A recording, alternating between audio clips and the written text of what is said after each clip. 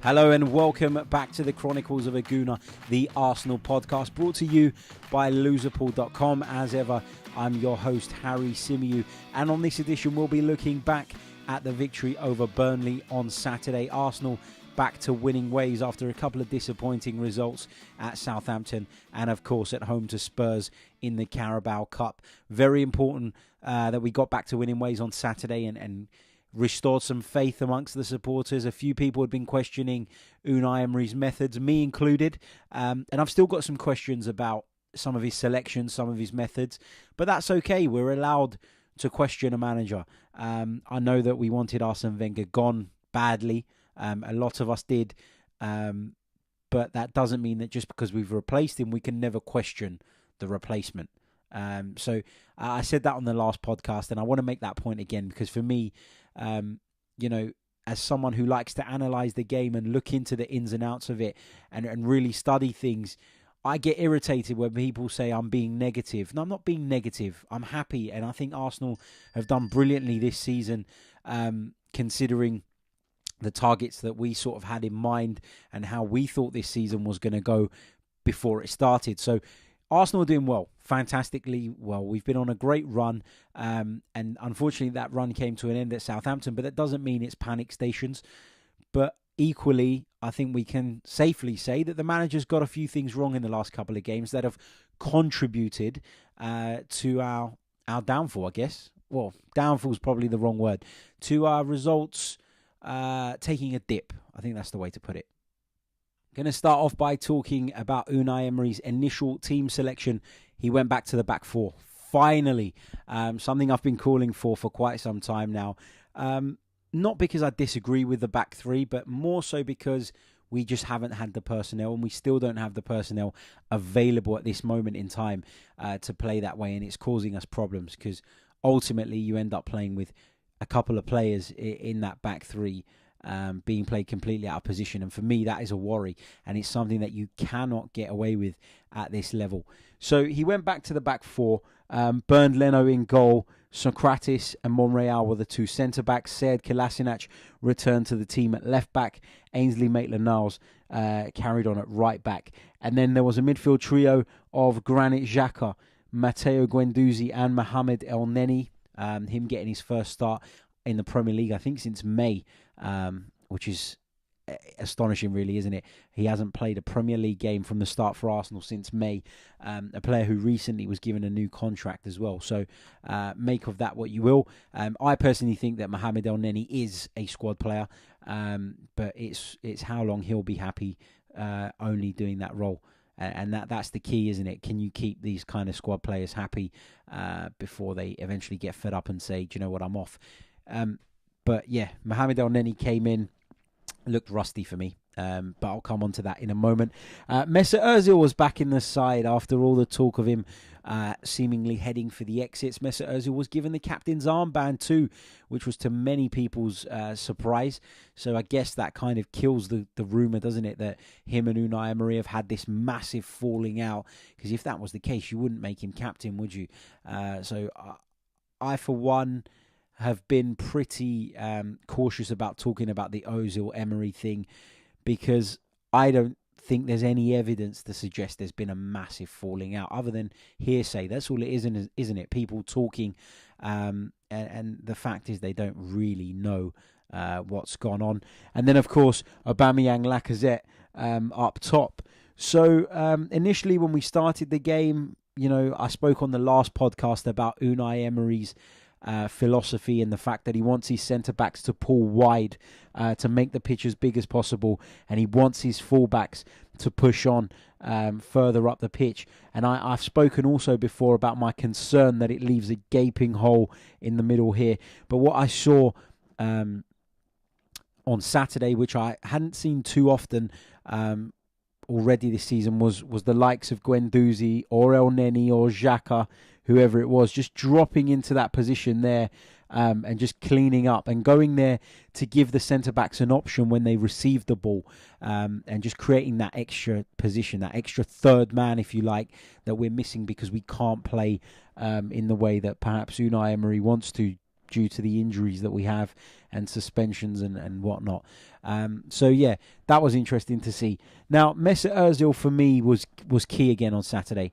I know people have spoken about him not doing enough and how he shouldn't be in the team, but for me, he's Arsenal's most creative influence, and I don't think you can even really sensibly debate that.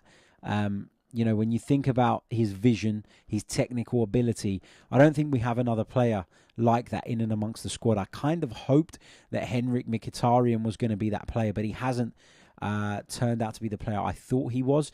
He's a lot more hard-working than I thought he was, but he's definitely not as creative as Mesut Ozil. And I think Mesut Ozil's pass for the opener, where he bent the ball, it looked like an impossible angle, didn't it? It looked like it was an impossible pass.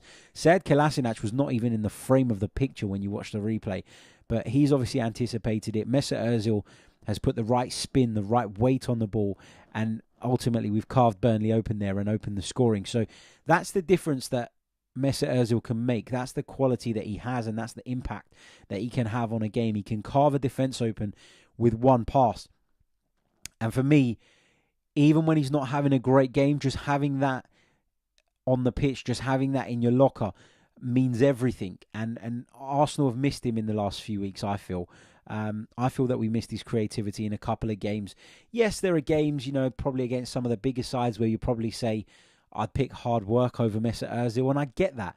But that's the whole point of having a squad, isn't it? Football is a squad game. If it was up to me, Mesut Ozil would be a starter every week. But I know a lot of people disagree with that, and that's fine, that's fair. But you cannot deny his contribution to the win over Burnley. Because I've seen a lot of people doing that on various channels since the game. And, I get it that you don't like him. I get it that you're fed up with him. And I get it that you don't think he performs regularly enough. But to deny his impact on that game, for me, is just lying. Because you're just choosing not to see something because it doesn't suit your argument. And, I get wound up by that. I get frustrated by that. So that's enough about Ozil. I'm not going to keep going on and on and on about him. The pass was fantastic. I thought he done well on the third goal to step inside and carve out some space. I know he was probably having a shot. Fortunately for us, it fell to Alex Iwobi, who finished it. And I guess, when Alex Iwobi scores, you're having a good day. So that was great to see. But Mesut Ozil was given a freedom today, on Saturday, and that freedom was given to him because we had the midfield behind him that we did. We had Granit Xhaka there, we had Matteo Guendouzi there, and we had Mohamed El Neni there. So there was plenty of work rate there, and there was a lot of defensive awareness, shall we say.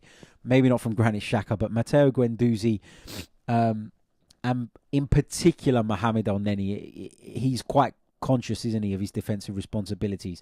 So in particular, El Neni provided a bit more cover, meaning that Ozil could do this. He could pull out to the right and link up with Lacazette. He could pull out to the left, link up with Aubameyang and Kolasinac, and make things happen. And Ozil does that quite a bit.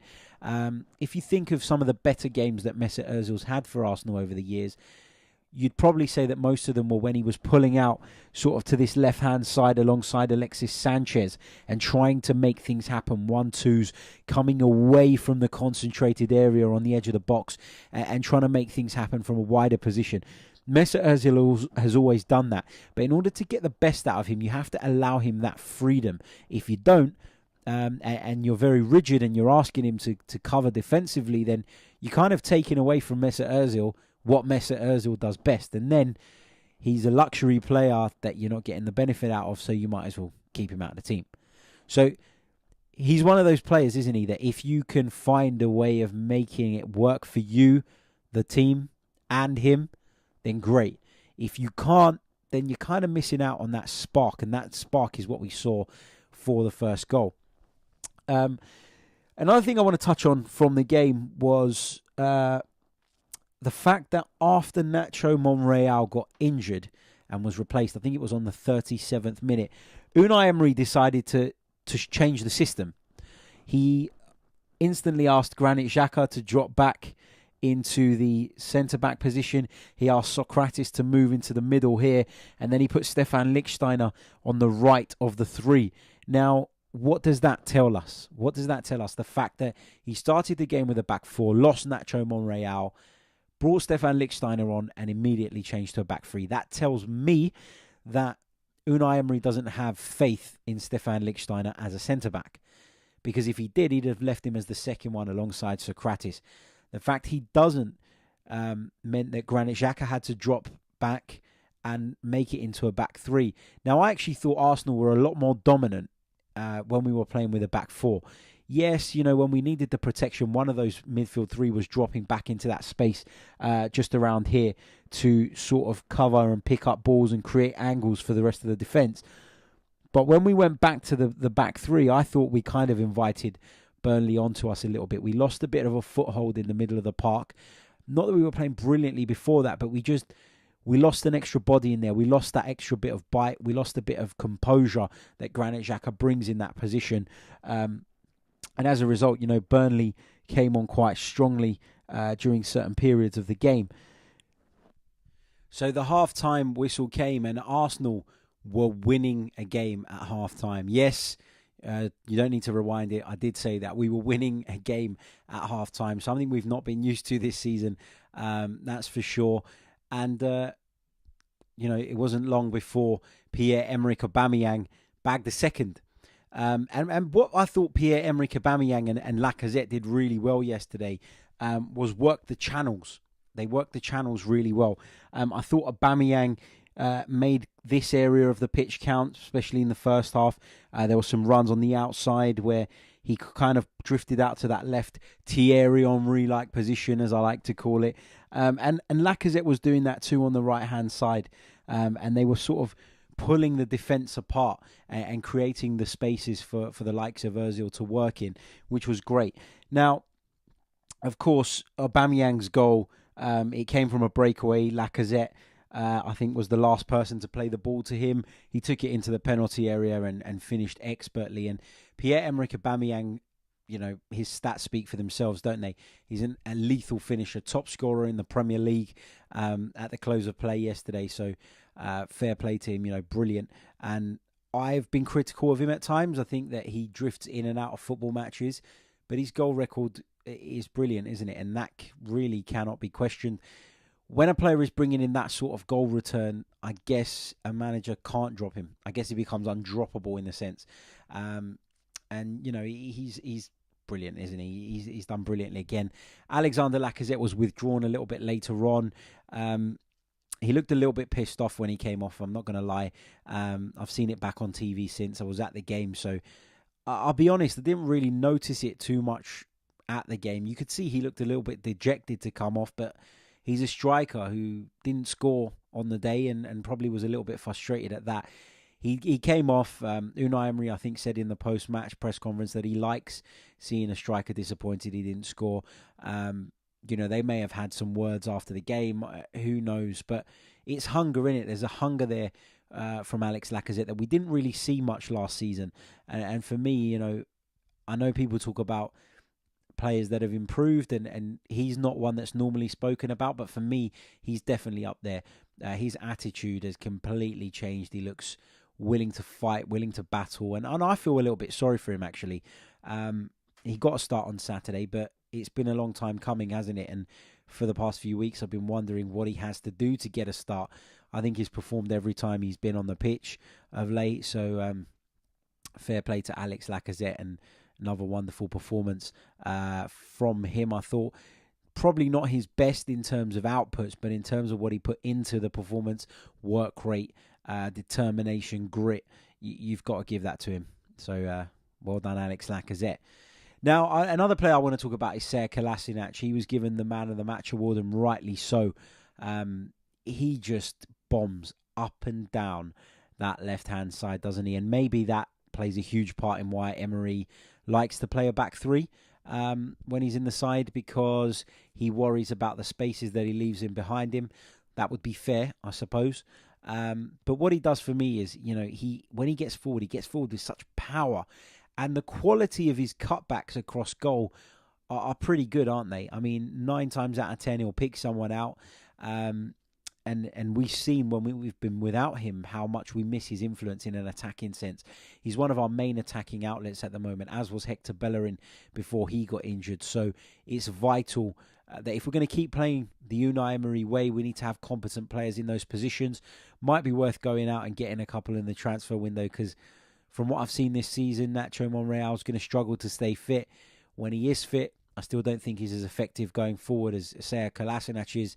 And for Hector Bellerin, we just don't have a like-for-like replacement. I know a lot of people said in the summer we'd got Lichtsteiner in, and that was our number 2 right-back. But Lichtsteiner, for me, isn't capable of doing what Hector Bellerin does on a weekly basis. So, yeah, there are definitely a couple of positions to think about, aren't they? And when I said about Aubameyang using those channels well, here's a little bit of a demonstration for those of you watching on YouTube. I'll try and explain it to those on the audio. You know, Aubameyang often, he pulls out to the left flank, and what he does is he gets the attention of the right-sided defender. The right-sided defender now is aware of him and aware of his presence, and his presence can cause uncertainty amongst defenders. And what that does is that allows Sead Kolasinac often to make the overlapping run undetected. So a lot of Sead Kolasinac getting into those positions is because the space has been created for him. Defenders have been pulled away. Defenders have been distracted. So if Pierre-Emerick Aubameyang pulls out to that left-hand side, he gets the attention of the defender and ultimately creates the space for Kolasinac to come bombing up and down here, often undetected and often with the momentum, and that's why it's so effective. I think against Spurs, we didn't really see that the other night. We didn't see spaces created for Monreal to get forward. But equally, he doesn't do it enough, does he? And that's not criticism of him. It's just not his game. He's more of a defender's defender, if you like, a conventional defender. Sead Kolasinac is your modern-day wing-back and is definitely more suited to this side. I'd like to see Monreal slot in as a centre-back because I think he's better in that position than some of our actual centre-backs. But that's another story for another day. Just on the subject of centre-backs, though, Sokratis, another one who was in with a good shout for man of the match. I thought he was splendid on Saturday. Didn't shy away from the physical battle. Wasn't afraid to give it out to some of those Burnley players. I think with him, the good thing about him is that he's enough of a shithouse to not be intimidated and to give it back to opponents, but also he's clever enough not to get caught. He's clever enough in the way he goes about it. He winds people up. And also we saw him barking out a load of instructions on Saturday, particularly when he was playing alongside Lichtsteiner and Xhaka, who, of course, were playing out of position. I remember one free kick that Burnley took, and I think the player dummy to take it. The whole defence pushed up. Burnley had pulled a fast one over us. Half of them sort of pushed, half of them stayed. And Burnley were in, but Sokratis got back and made the tackle, and he literally ran straight up to Granit Xhaka and gave him an absolute blasting. And, you know, that's what I like to see. It's for the good of the team. You know, he knows the position inside out. He's very aware of what's around him all the time. He's quicker than we thought he was, but he's still not blisteringly quick, is he? And he's not particularly technically gifted, But what he is he's very smart in the way he goes about his work, and he's a real addition to this team, and I'm glad that we signed him after being a little bit unsure when he was signed, it has to be said. Now, obviously, Burnley pulled a goal back and made it 3-1, and I've 2-1 at the time. And I've got to say, I was absolutely fuming when that went in. We just had so many opportunities to clear the ball. It wasn't done. We were messing about in our penalty area. The same problems that we've seen so often from this Arsenal team, dilly-dallying on the ball. And ultimately, it cost us. Burnley got themselves back into the game and had a decent little spell after that. It's got to be said. But Arsenal done well to be resilient and tough and make sure that we didn't crumble in that situation. So then, of course, we go down the other end and get the third, and that's game over, isn't it? Alex Iwobi scoring, and it was a good finish, to be fair. He took it well. Probably was, like I've mentioned already, an attempted shot from Mesut Ozil, but it doesn't matter, does it?